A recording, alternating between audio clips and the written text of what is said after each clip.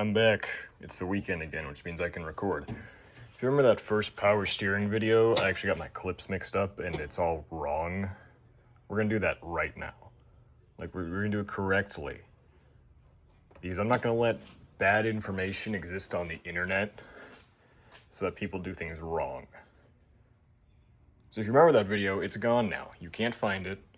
You'll never see it again. It's gone. Now, before I go on, my pickup truck is 27 years old. That's what I'm going to be doing this on, because it's still not working right.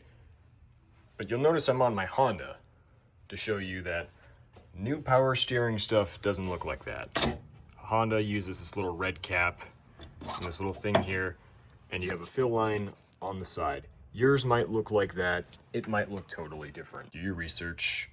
Don't just start tearing stuff apart like I tend to do. It's a bad idea. Okay, I'm back in the rust bucket. The first thing you're gonna wanna do, regardless of whatever car you're working on, press your parking brake down, or if you got a lever, pull that.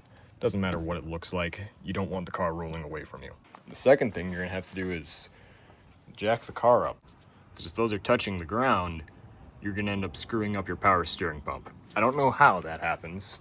I just know that's what happens. On some vehicles like this truck, you just go right about here on the frame.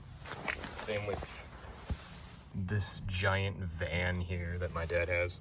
But on something like my Honda, sorry it's dark, you probably can't see that well, there's this pinch weld right here. Let me zoom out for you. You can see there's a little gap here where you can put a jack and a jack stand. That's where you're gonna wanna jack it up from. A lot of stuff on this car is non-structural, and if you jack from it, it will crush, and you will have a very bad day, because now you have to replace a chunk of your car.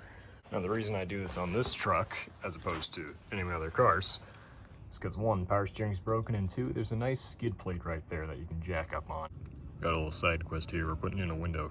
Now that you're off the ground, you can safely open this. Well, actually, you can safely open it at any time as long as the vehicle isn't running. Check your fluid level. Mine is okay from the looks of it. I don't really mind. Also, around this point, you want to put a drain pan of some kind under the vehicle. I just have a towel down there because I'm cheap and I don't want to have to dump power steering fluid. Anything to soak up the fluid, just somewhere underneath the vehicle where you can see it. I know where this drips down, so I have it. What are you?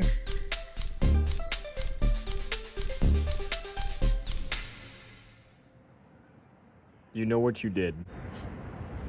Don't you snort at me. Crazy dog. Anyways, like I was saying, just have something under the vehicle. Don't worry about that puddle. That's washer fluid. Once you're in the vehicle, you want to insert the key, so you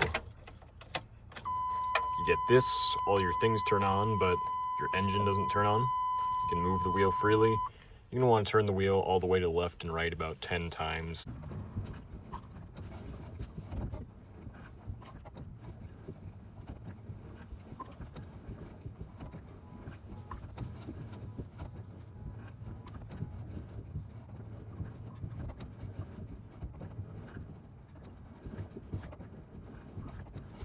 After you do that, you'll want to check your fluid level again. So you take your little stick, just put that in there. Mine has a hot and a cold rating on it. Went to vertical mode so I can focus. As you can see, we have a couple lines on there. All of them are filled up, so we're not going to do anything about it. I'm just going to screw it on, leave it there. In the instance that you actually need to add fluid, I just use this stuff. It's cheap, works. Some cars use ATF as power steering fluid. This does not. So just put some of that in there and you're good to go.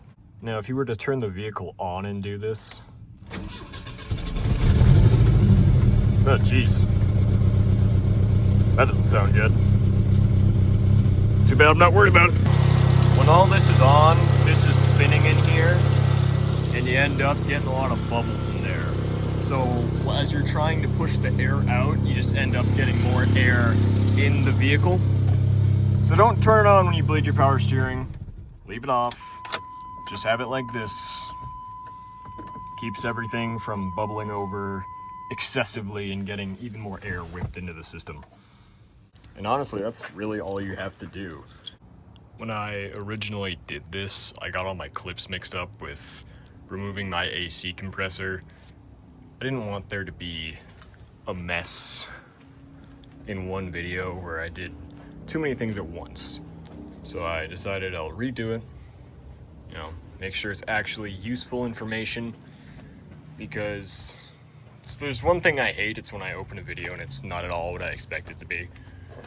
I don't really know what I'll do next to this pickup. I mean, I have a crappy turbo kit from eBay for it, but it's a whole nother thing to do. If I do anything else, it's probably gonna be on this green thing over here. Most of it's just gonna be cleaning it up. I mean, it's a, what, 80-year-old car now? You can see that, it's old. But everything's ready to go, just kind of needs some extra wires to start. So if you guys want to see that, let me know. I got spare time on my hands, a hole in my floor, and a lot of work I can do.